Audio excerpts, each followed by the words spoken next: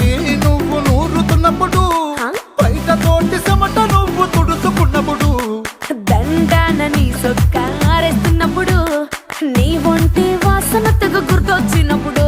రెండు చేతులెత్తి జుట్టు ముడిసినప్పుడు, జండు కత్తుకొని పడుకున్నప్పుడు, అలసిపోయి నువ్వు ఆవలించినప్పుడు, వచ్చుండై ఫీలింగ్స్ వచ్చి వచ్చి చంపేస్తు